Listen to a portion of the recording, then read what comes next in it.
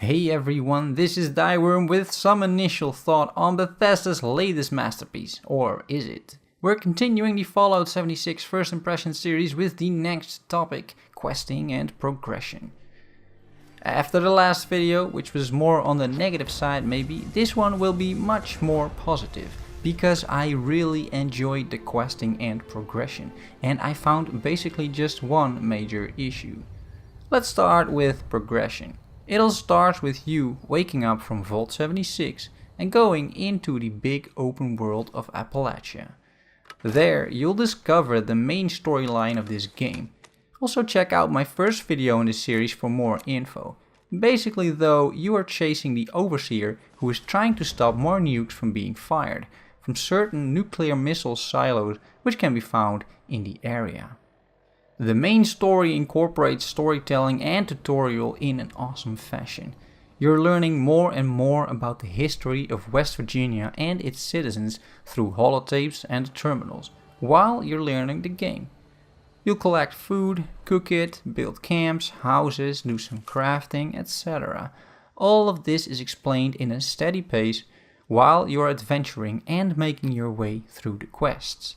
Character progression is once again done via the special system. Each level up you get to pick an attribute to increase.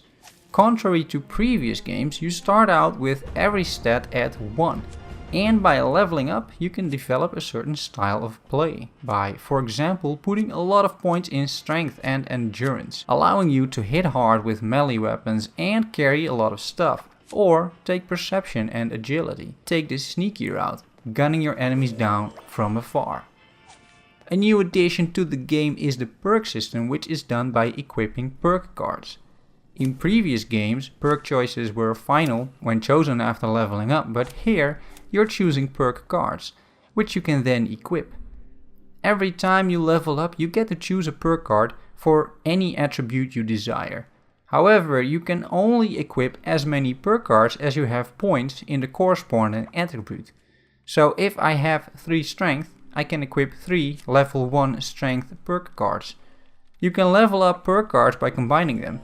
This does increase, however, also their cost, which means that if I have 3 strength, I can only equip a single level 3 strength perk card, or 1 level 2 and 1 level 1 strength perk card, because that adds up to 3 strength again. I hope that makes sense. The progression system allows for a lot of versatility this way, especially if you collect more perk cards, because you can swap them around during your playthrough. Only your attributes are definitive after picking them. You can always change perks on the fly, which is super useful and allows adaptation to certain missions or environments. You can equip perk cards that reduce super mutant damage, for example, just after you spot all the meat piles on the ground. Questing itself is very similar to previous games. There's a few ways that you will get quests. You can walk into certain areas and then the new quests just pop up. Terminals and holotapes and documents also reveal new quests and locations. Sometimes talking to a robot NPC starts a quest as well, and furthermore tuning into radio stations and distress signals might get you to new places. Completing quests earns you quite some experience and crafting materials, weapons and armor. Especially the main quest does a good job of steadily giving you rewards, which makes it very entertaining even though the quests themselves are sometimes a little boring. Through the quests I found leveling to be just at the right pace, not too slow and not too fast. Quests are generally well written, as we've come to expect from Bethesda. Also, the numerous holotapes can really immerse you into the new game, with some voice actors doing an amazing job of making you part of what their world used to be. I found myself listening to various holotapes and could imagine what they went through. The main and major issue that for me just doesn't work is the lack of human NPCs. Questing feels extremely lonely. This whole game feels extremely lonely, given that it is supposed to be a multiplayer sandbox game. You're wandering through the world, listening to these holotapes, but never do you see an actual person. Yeah, other players, but that ain't really working for me, but I'll get to that in another video.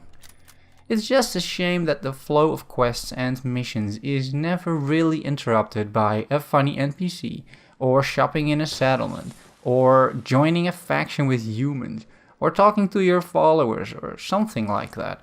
I found myself walking around for hours and hours, not encountering anyone but some scorched or ghouls. Fallout 76 won't suffer from a shortage of things to do though. The map is absolutely huge, and everywhere I went there were quests, events, side missions, enemies. The world is packed with things to explore, and you will be able to easily sink hundreds of hours into this game, even if you're playing this as a solo experience. And that is the one main reason that I've personally bought this game, because I want a game like that again, where I can explore for hours and hours on end. I'm really looking forward to that part. If someone wants to tag along though, once the game is out, just send me a message and maybe we can hunt for goodies together. If you think these videos are useful and helpful, consider subscribing.